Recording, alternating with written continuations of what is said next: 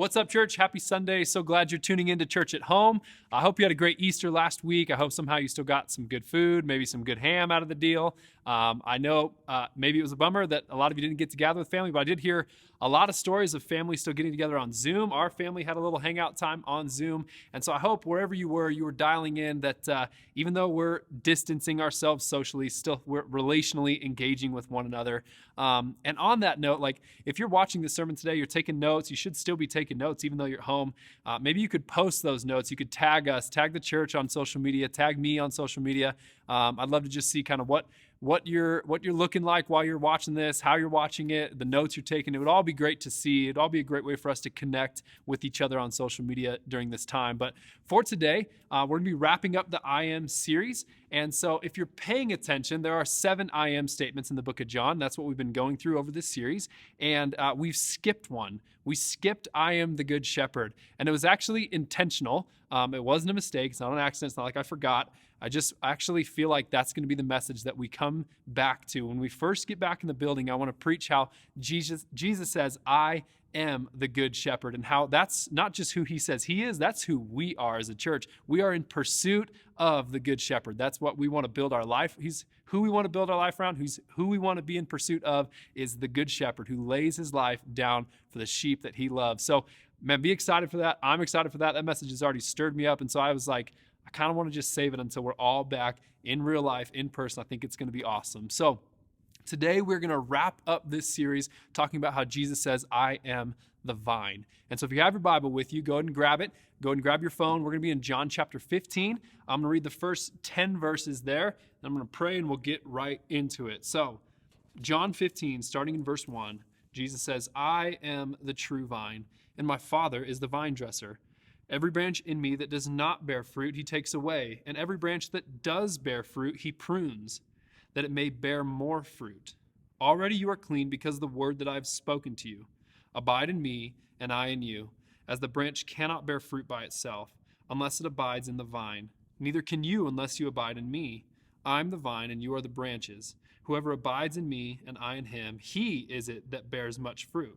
For apart from me, you can do nothing. If anyone does not abide in me, he is thrown away like a branch and withers, and that branches are gathered, thrown into the fire, and burned. If you abide in me, and my words abide in you, ask whatever you wish, and it will be done for you. By this my Father is glorified, that you bear much fruit, and so prove to be my disciples. As the Father has loved me, so have I loved you. Abide in my love. If you keep my commandments, you will abide in my love, just as I have kept my Father's commandments and abide in his love. Verse 11, these things I have spoken to you, that my joy may be in you, and that your joy may be full. So, Father, we just come before you and ask that you would speak to us in this text today, God. There's so much great truth in this, and there's so much to be explored here, God. But help us to lean into what you're wanting to speak to us individually and corporately today, that you are the source of life. You are the way that we're going to bear fruit in our lives, God. We invite you into this space, in this living room, or onto our TV, God, however we're watching this today. We just invite you. We pray that we know that your presence, it's not about a building, it's about a people, God. You're going to go where your people are gathered, where they're seeking you, crying out for you. You're going to meet them in that space, God. So we ask that you would be here today. We pray all this in Jesus' name. Amen. I think on the surface level, when we first read this verse, we can grasp on an agricultural level what's happening here. Jesus is saying, I am the vine. I am this source of life that you need to remain connected to. And if you remain connected to me, you will bear fruit. So just like if I were to plant a watermelon seed, that seed does not just first sprout as a watermelon and start to grow in the ground just as a watermelon, but it would first come up as a vine. And that vine, if it's nurtured, if it's cared for, if it is provided the things that it needs to grow, it will then develop on its branch a watermelon. And that watermelon, come time, will grow and it will bear fruit on the vine. And what that watermelon really does is it's going to reflect the nature of the seed that was planted. Just as any plant is going to bear some sort of fruit, that fruit will reflect the nature of the seed, the nature of the vine. And so, biologically speaking, what Jesus is saying here is if you stay connected with me, if you have a relationship with me, if you abide in me, then you will reproduce me into your life and into the world. And that's That's superficially what he's saying. And I think we can understand that. We can kind of grasp that in our minds. But I think there's a cultural context here that we need to set up before we get into the truth of this passage. And so culturally, he's speaking to Jewish people, and he's speaking in a Jewish setting. And a lot of scholars would actually place this conversation in front of the temple. And the temple would have been adorned with, in that day, this huge, large, beautiful golden vine on the outside. And so there's significance to it. The people that Jesus is talking to in this moment would have been thinking of verses from the Old Testament where God calls Israel a vine.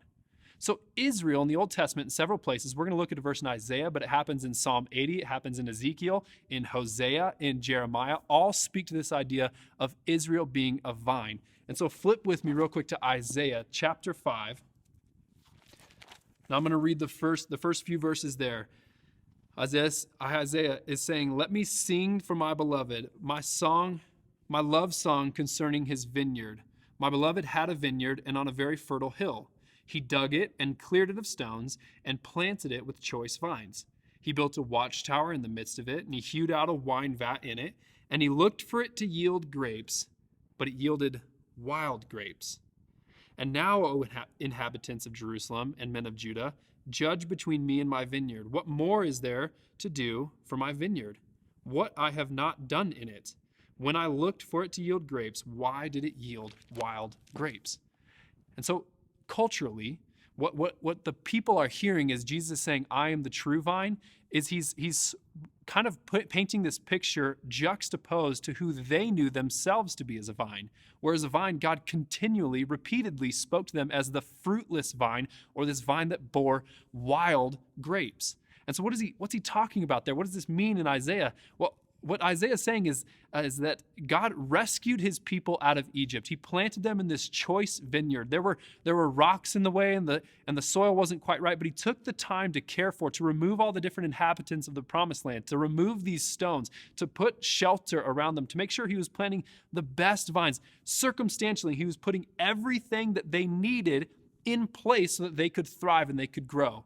But Israel, we know the story, they chose sin. They chose to mingle with other vines. They became cross-pollinated, if you will. And the fruit that they bore was not the fruit that God intended. So it is with your life. So it is with my life. That God has put us, even if he put us circumstantially in a perfect setting to be perfectly obedient and to bear much fruit, we would still choose sin. We would still choose our own way. We'd still choose to do things that we wanted to do. We would still mix and mingle and give our love and give our worship, give our affection to other things. And so the fruit that we can bear on our own, we're incapable of producing this fruit that God wants to see in our lives, the fruit that he's designed us to make. And so Jesus, in this setting, he's not just saying, hey, agriculturally speaking, if you remain connected to me, I will help you bear my nature, bear my fruit in your life. But he's also presenting the gospel to us. He's saying to the people of Israel, he's saying to us, hey, listen, apart from me, you can't do it. You can't keep these rules. You can't bear the fruit that I designed you to produce. It's not in the cards for you. You are going to continually choose to mix and to go and to love different things. But I am the true vine. He's the true vine. He's one of many different vines, one of many different things that you can give your heart and give your affection to, but he's the only true vine that's going to lead to this production of fruit. And I think it's important that we hear in the verse that making fruit is a byproduct of a relationship with the vine. It's not, Jesus does not say in this verse, you might bear fruit if you have a relationship with me. He doesn't say, if you abide in me, you're probably going to bear fruit. He says, abide in me and you will bear fruit. And so the first kind of maybe difficult thing to hear in this text is that if you're not bearing fruit, then you're not connected to the vine. So if you're not bearing fruit, if you're not seeing God's character come out of you, his nature come out of you, then you're maybe not a Christian. And so I think we got to really define then carefully what this fruit is, because Jesus is saying if you're not bearing it, then you're not believing in me. And so the fruit is, most plainly, it's like I've been saying, it's God's nature, it's God's character. That's what his fruit is. And I think Paul sets this up really well for us in Galatians. He says the fruit of the Spirit is love, joy, peace, patience, kindness, goodness, faithfulness, gentleness, and self-control. Those things, that is the very character and nature of our God. And so what he's saying is that if you have a relationship that's connected and attached to me, those things, God's nature, is going to be produced in you. And I think it's really important that we hear this through this gospel lens set up front, because our tendency is to focus on any one of those fruit, right? And you think of like, okay, yeah, I've heard the fruit of the Spirit before. I need to be more loving. I need to show love to the world. Right now, the world's in crisis. The world needs to see more love. And we go, okay, how can I show more love? But the point of this is that you can't manufacture the love that God wants to produce through you. You can't create it. And if you focus any too much on one kind of fruit, what you're kind of doing is it's like if I gave my kids a piece of paper with an apple drawing on it, and I said, here, draw this apple, and here's all the colors that you'll need to draw the apple, and here's the paper, here's the scissors, and then take that apple and go put it on a tree. Nobody's going to be fooled. There's no comparing God's genuine fruit that he's going to produce in you versus the fruit that we're going to produce either through our own self-righteousness or our own desire to try and be obedient. Like you can't manufacture, even if you made it out of Play-Doh, it'd be like, that's not, even if you made it look like so perfect, you would bite into it and be like, this is terrible. This is clearly not an apple. What is happening here? Something's wrong. And so God is going to produce. You can't manufacture his fruits. You can't recreate it on your own. It only comes through this abiding relationship. There's this guarantee to bear fruit. Jesus is saying, I am the only true way to bear it. And that sets up really the few truths that I want to pull out of this text for you. Because what God is saying first, in the first part of this text, is that I am the vine dresser. I'm the vine dresser. And what the vine dresser is going to do is he's going to prune you. And I'll be really honest with you, I wish this wasn't in the text. I wish this wasn't a biblical theme that we see over and over again, whether you want to call it trials, whether you want to call it valley moments in our life, going through a pruning process. I just wish it wasn't there. And I was kind of talking with Katie and with the staff this week about how, man, you know what, to be honest, I'm just kind of over this COVID-19 season. I'm just kind of ready for the world to get back to normal. I'm just ready for this to be done. I'm ready to go back to doing life and going to restaurants and going to church and doing our normal thing. And, in one of the most loving things that my wife could do with me this week, she just said, you're kind of complaining a lot. And I said, well, of course I'm complaining. I'm the pastor. I'm supposed to want to be back in church. It only makes sense that I would complain that we're not in church. And see, the thought of, oh my gosh, am I trying to bypass, am I trying to skip over what God's trying to produce in me? Because it's the loving hand of a vine dresser that's going to prune through us to see to it that we would bear greater fruit. So Jesus says, hey, okay, it's really cool. You came to faith in me, and I see you're growing this little fruit. And oh my gosh, you got this cool little stuff on your vine. And oh my gosh, it's so beautiful. And I'm going to cut some of it off. You're like, what, Jesus, you're going to cut some of these good things off in my life? And he's like, yeah. Is it going to hurt? Yeah, it's going to hurt. It's not going to feel good. It's probably going to be uncomfortable. But man, your tendency is, if you just have this good little piece of fruit on your vine, you might get comfortable there, and you might just say, oh, I'm just good with this fruit. I don't want to see. But Jesus is saying, I'm going to prune it so that you might grow something greater.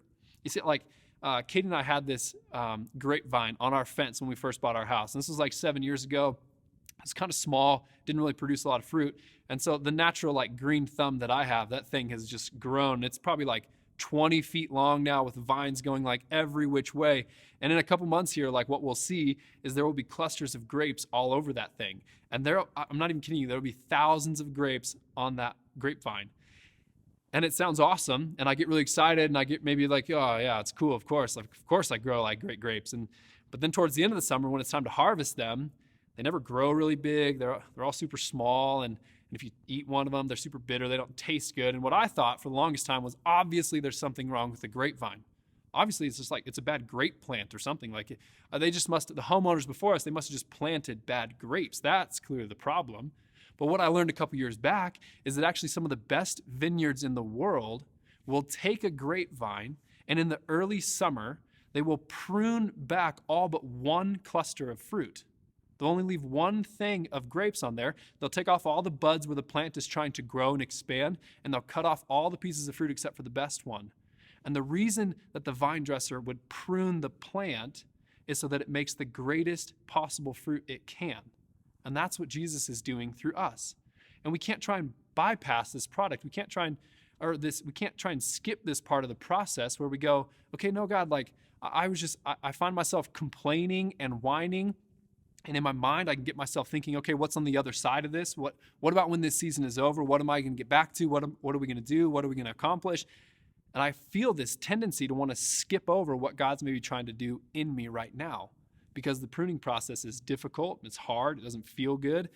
But I don't want you to miss what God might be cutting back, even though it's good, so that he might bring forth something great.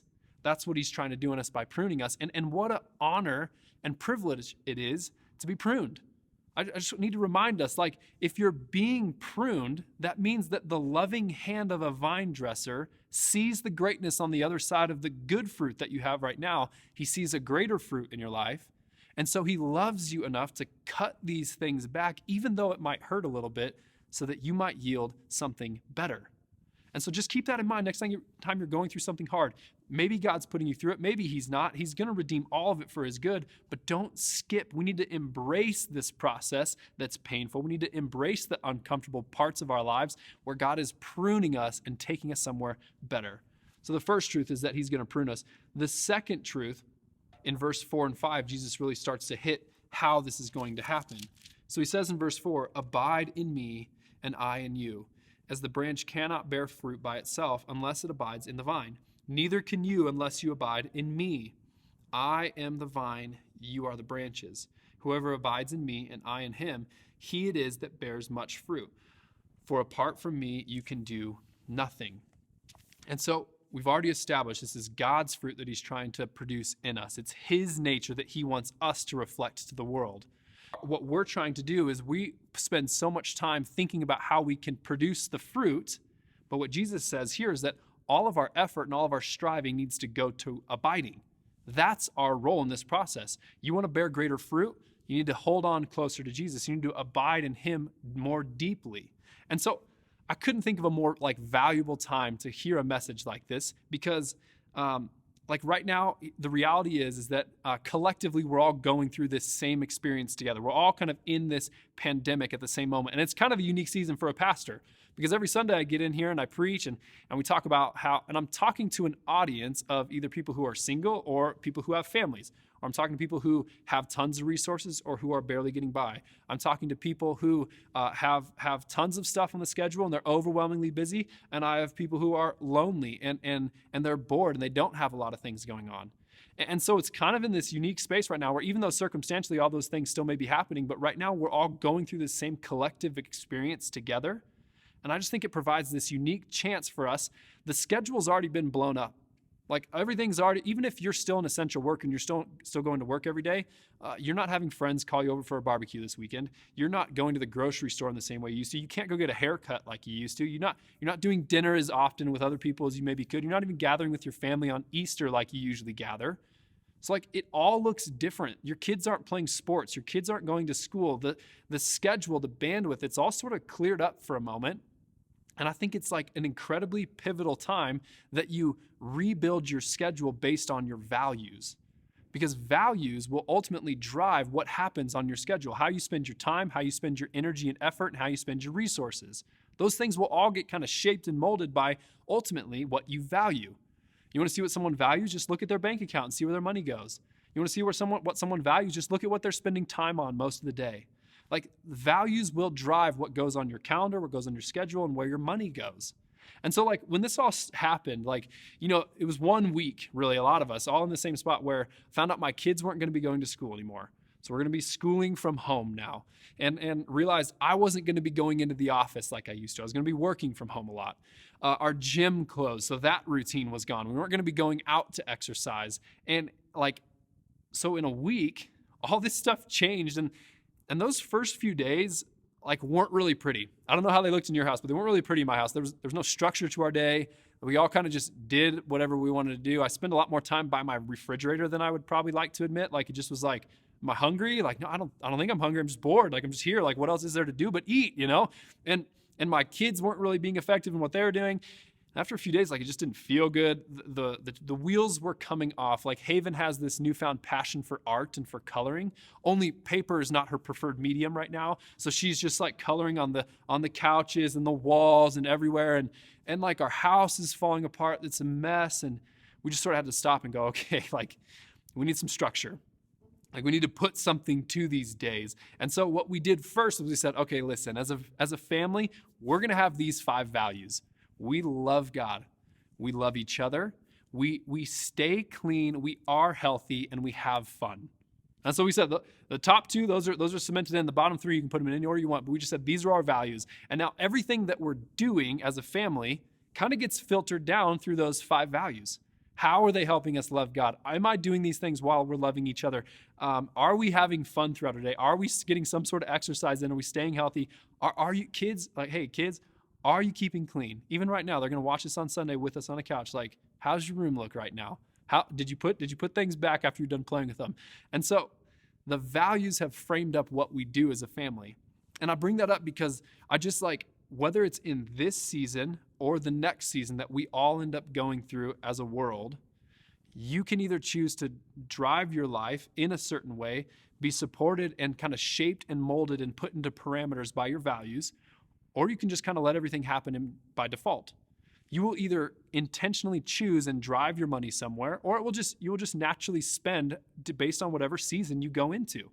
And so I think like I bring all that up because practically, I think now is the perfect time for you to hone in on the things that you value the most.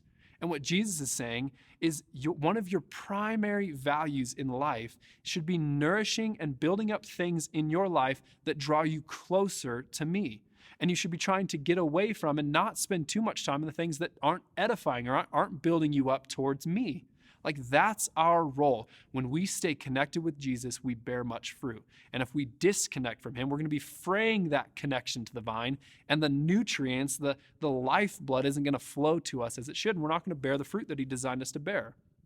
And so like to get really practical for me, what this has meant this past month or so is that I've had to just stop looking at social media in the morning.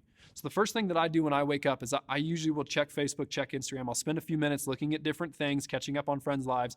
And I've realized that I got to just stop doing that. I'm no longer going to my phone until I've spent time in prayer and reading the Bible. And it's like, oh my gosh, well, no duh, you should do that. I get plenty of that time usually in a day throughout a week.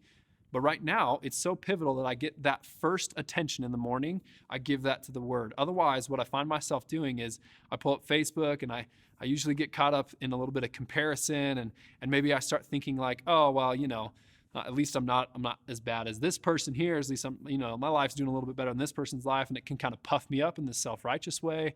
Or I can get caught up in like the making this facade of a person like, that I see on social media, and I compare myself to that person, and so it kind of stirs up this fake motivation in me to be like somebody, and there's this comparison that's stealing my joy, and any one moment on the couch looking at Instagram, I'm not convinced that's evil, right? And I'm not trying to say in this moment that if you're on social media that's an evil thing. As Christians, we shouldn't be doing it.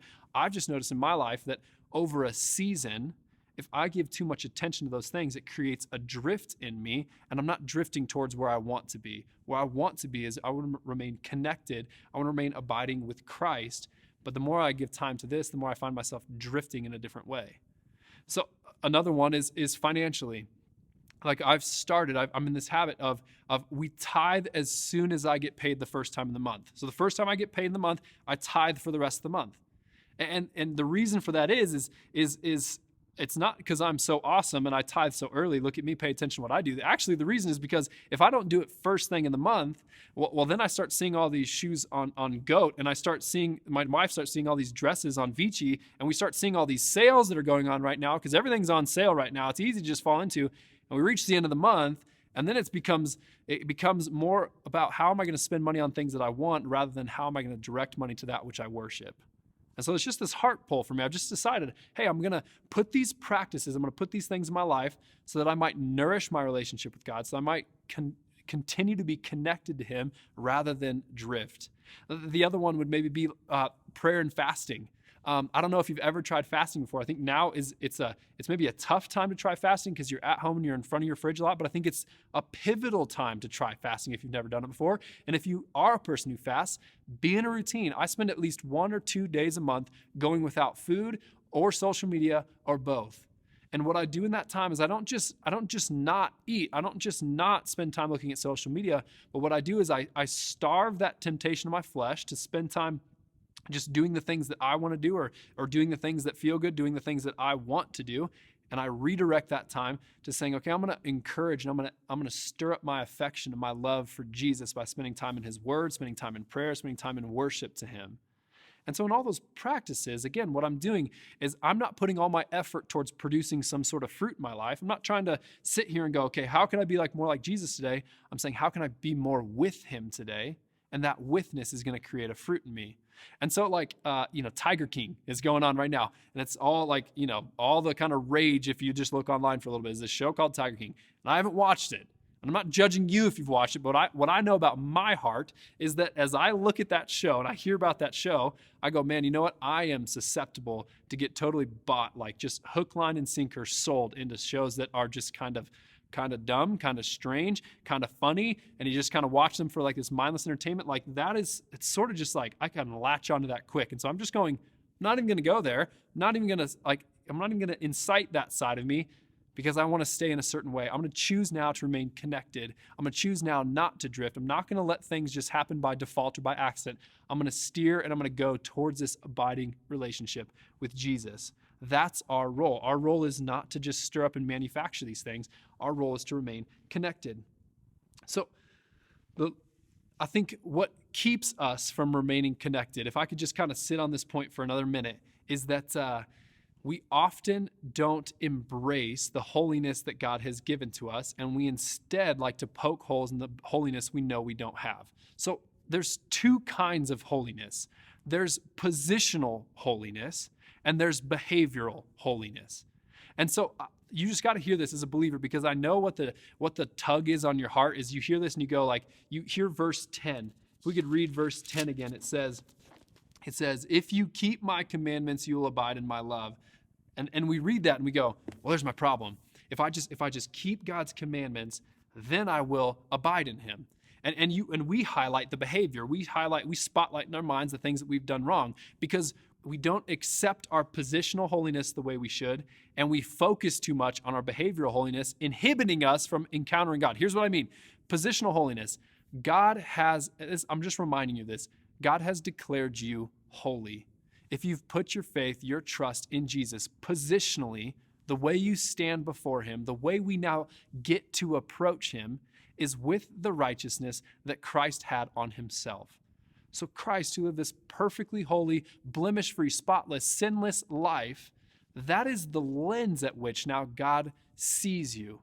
And until you're able to embrace that reality, you're going to get so focused on your behavioral holiness, which is how you do interact with the world around you. It is what you think, and it is what you desire, and it is these things that you do behaviorally. And behavioral holiness, it's never going to be perfect. This side of heaven, we're not going to be perfect at being behaviorally holy. But what we need to understand is we have to embrace our positional holiness, because here's what I know. Like my kids, when they're in trouble, your kids, you can think about this. When your kids are in trouble, when they've done something wrong, like it's not their natural disposition to draw close to you. Like my kids maybe will hide, they'll go up to their room, they'll like avoid. If I'm calling my wife on my way home from work and I was like, how's the day? And she's like, oh, you just wait till dad gets home, right? Like that's the line that she said. And if I step in that door, my kids are going to be nowhere to be found. But if I step into that door and it's been a good day, my kids are excited to have me home, they'll come in. It's like, what's up? They come in, they hug me, and we're having a good time. And that's what we have to look like before Jesus. We have to understand that positionally, he has declared us holy. Even behaviorally, we know the behaviors that are all jacked up. We know the things that we're doing wrong, but we have to understand that, no, he desires to be with you. He desires to abide with you. And until you can get there in your mind, you're going to have too much of a hard time focusing on the things you've done wrong, that you're not going to approach him. You're not going to have this desire to abide. But again, all of our effort shouldn't be going towards just like doing these things that we are convinced that Jesus wants us to do, but our effort, our striving really goes into, man, how well am I building my life around these practices that help me abide with him, help me remain close to him. The last thing that we got to look at is, who is this fruit for? It's the last truth that I want to draw out of this text. Who is the fruit that God is producing in us? Who is it for? Well, first it says at the very end, it's for us. He says at the very end, I desire to do this. I'm saying all these things, Jesus says, all of this that I have spoken to you, so that my joy may be in you and that joy may be full. Now, joy is not happiness. Happiness is this cheap emotion. I have a lot of things. I could watch a TikTok video. I could see a meme online. My friend might send me a meme. And then for a moment, I'm happy. But then I come down the stairs only to find that Haven's colored on the wall again. And that happiness is snatched from me in an instant, right? I was just like, no longer happy. Happiness is just a cheap state that we can be in. It's fragile. It can be taken from you in a moment. Joy is a state of your soul. Joy is this hope mixed in with faith in this pleasure that God is going to give to you, this deep desiring state that you long to be in, where you have a joy that can't be removed from you circumstantially. So joy can't be taken away from you because it comes from God. It doesn't come from him. It's who he is. God is joyful, and he wants to infuse you with his joy, and his joy can't be moved. It can't be taken. And so the fruit's for you. He wants to put this fruit in you so that you might benefit. You will benefit from looking more like Jesus. You will benefit from being more loving, more joy-filled, more peace-filled, more kind, gentle. All those things do stand to benefit you as a person, but that's not primarily what they're for. Primarily, they're for God's glory, so that the world might see that we're his disciples. That's what it says in verse 8. That we bear this fruit for God's glory, and so that the world will see his disciples. You know what's just the greatest argument for Christianity? It's not some airtight theological position. It's not some just amazing fact that you saw that totally proves that Jesus existed. The most amazing witnessing that you can do for your Savior is to be transformed to look more like him. And you can just witness with a transformed life. And what Jesus is offering to you today, he's not just, I think it's a great follow-up to last week's message. He's not just the resurrection in life. He's not just present at your salvation and just goes, okay, you're back to life. See you later. We'll send you on your own now. But Jesus actually says, no, I am the vine. I didn't just come to save you from death. I came to sustain you in life. And he's going to now, what he longs to do with all of us is he longs to invite us into this process where there's going to be pruning. There's going to be things he cuts back. There's going to be things that we need to put in our lives so that we remain plugged in. But he's going to say, I want to produce my fruit in you. And as I produce my fruit in you, people are going to recognize and they're going to know there's no way you made that on your own. As I preach this message with Katie this week, every week, like I practice with Katie at least one time, and she usually has very insightful questions, and she says things like, I know that makes sense, but it doesn't quite make sense. So it's a good, helpful, and painful process of going like, okay, what's wrong with this? How do we get it better? And I ended the message with her, practicing with her, and both of us, we just kind of have this reaction of like, okay, so how do I show the world that I've been transformed? How do I show people? How do I interact with people in a way that shows them that I do have peace, shows them that I do have love? And I'm thinking the same thing. How do I show? I think we hear this and we go, okay, yes, like I want to glorify God. I want to look transformed to the people around me. And our natural reaction is to go, how can we show the world we have more fruit? If you do that, if you go there first, then what you're going to put all your striving into is looking more peaceful, looking more loving, looking more kind, looking more gentle, more faithful. And that's not the answer. The answer is not to put this effort into, okay, how can I look kind at the grocery store? The answer is for you to embrace the relationship with the person who's been kind to you, even though you've had sin in your life, even though you've made mistakes, he's still been kind. God has still been kind to you. If you want to exude more peace, you don't need to figure out how to manufacture and drum up this peace in your heart. You need a relationship with the Prince of Peace. You need to remain connected and attached to him. If you want to show more love to your neighbors, then you have to know the God who is love. And you have to nourish that relationship with him, because it's not something that you're going to impress the world with, showing them how loving you can be. It's something that you are reflecting the very nature of the seed that God's planted in you, because it's his nature shining through you. And so again, like all the effort, all of our striving has to go towards remaining connected to him. So man, this week, I just hope you as a family, you as a person, you can help prioritize your schedule. You can order your day. You can order your finances in a way that says, no, I am remaining connected with God. There's too many temptations. There's too many dumb things that can fill my time. There's too many like memes and like TikTok. Like, and I'm thankful for them. Okay. Like it's kind of there in some ways, it's like brightening my days in some spots, giving me a little happiness, getting me through some of this. But what I need to remind myself is that that's not going to sustain me. That's not going to drive me. That's not going to actually produce a lasting fruit in my life. The only thing that's going to do that is nourishing a relationship with Him. So how are you spending time with Him? Are you getting alone with Him? Are you cultivating this just love and stirring up, doing things that stir up your affection, your love, and your care for Him? Are you spending time in worship? Are you spending time in prayer? Spending time in His Word? Are you as a family right now? It's just the most pivotal time. I think you will not be blessed with a time like this again, where you can actually just disciple your children. And you can just talk about the things of Jesus with them, and the amount of time that you have with them is crazy, and it's maybe hard some days, but man, every day I think you should have at least one conversation about Jesus in some way. Just talk with Him, ask Him questions. Every night we read Indescribable by Louis Giglio, and I love the book, and it creates just this great little template of a conversation for you to have with your kid. And some nights are really fruitful. They ask great questions. Some nights they're just stalling before bedtime. But either way, we talk about Jesus at least at one point. I just think right now is the pivotal time for you to work on your abiding relationship with Him. And if we can do that as a church, if we can lean into this season, He's going to prune us. He's going to cut some things back. He's going to reveal and expose some stuff to us. And He's going to produce a greater fruit in us. And it's going to be amazing. And as a church and as people, we're going to be able to better glorify our Father who is in heaven as a result of it. Let's pray. Jesus, we love you. God, help us not to be so caught up in what we can do for you, and help us to embrace the reality that the more time we spend with you, the more we're going to look like you, the more we're going to be obedient towards you.